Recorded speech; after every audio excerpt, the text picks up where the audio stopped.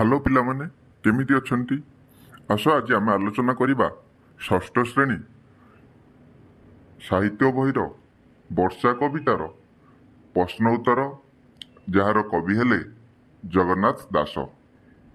एमिति सब बहिर प्रश्न उत्तर पाइबा पई हम चैनल को सब्सक्राइब करंतु। एबे चलो पिलामाने प्रश्न उत्तर आलोचना करिबा। एक नंबर अछि निम्नलिखित प्रश्न गुड़िकर उत्तर लेख। नंबर क वर्षकरे केतोटी ऋतु आसे? आज्ञा सर, वर्षकरे 6टी ऋतु आसे। ग्रीष्म ऋतु पर केउ ऋतु आसे? ग्रीष्म ऋतु परे वर्षा ऋतु आसे। मेघ माने केउठी मिलित हुअंती? मेघ माने आकाश बा शून्य पथरे मिलित हुअंती। पृथ्वी सूर्यंक उत्तापरे केते मास उत्तप्त थिला? पृथ्वी सूर्यंक उत्तापरे 8 मास उत्तप्त थिला। खदे तो केते बेले उड़ी बुले?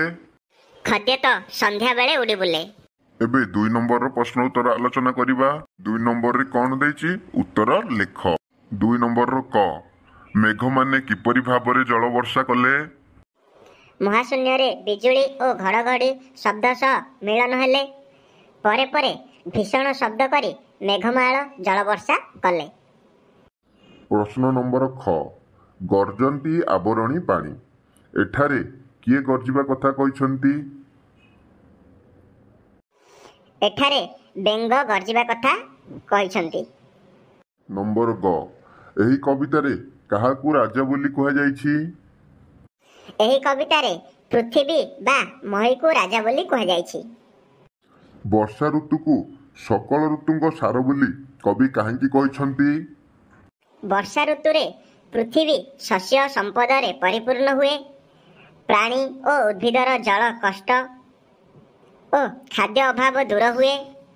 तेणु कवि वर्षा ऋतु को सकल ऋतुंग सार बोली कहिसंती।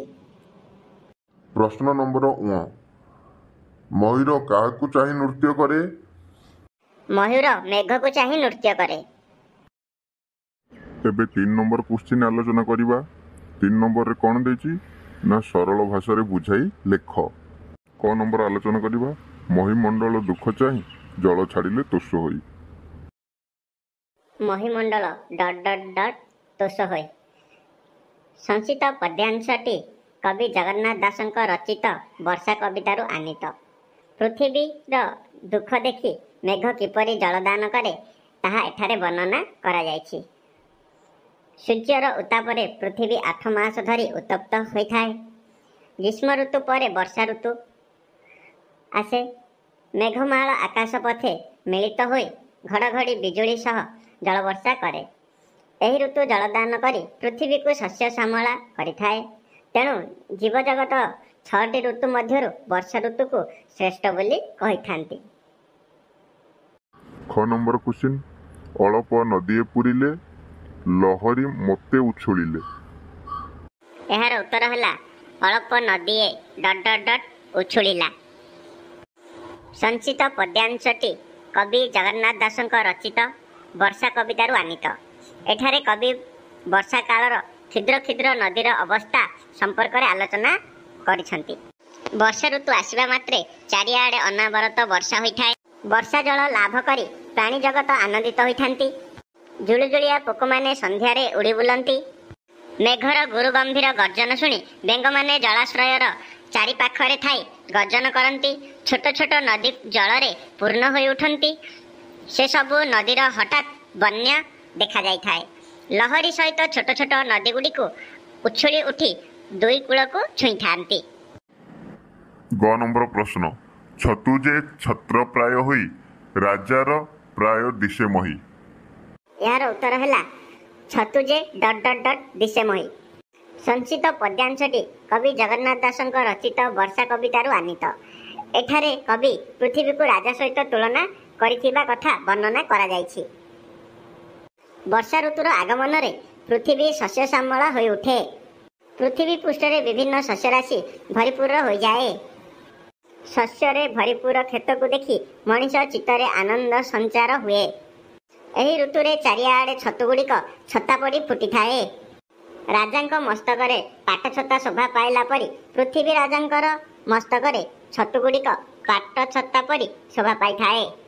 ଏସବୁ ଦୃଶ୍ୟ ଦେଖି ସମସ୍ତେ ଆନନ୍ଦରେ ଆତ୍ମହରା ହୋଇ ଉଠନ୍ତି। ବାସ୍ତବରେ କବିଙ୍କର ଏହି ତୁଳନାତ୍ମକ ବର୍ଣ୍ଣନାଟି ଖୁବ୍ ହୃଦୟସ୍ପର୍ଶୀ ହୋଇପାରିଛି। ଏବେ ନମ୍ବର 4ର ପ୍ରଶ୍ନ ଉତ୍ତର ଆଲୋଚନା କରିବା। କ ନମ୍ବର ପ୍ରାଣୀ ଜୀବନ ଡେସ୍ ଚିତ୍ତରେ ବରସି।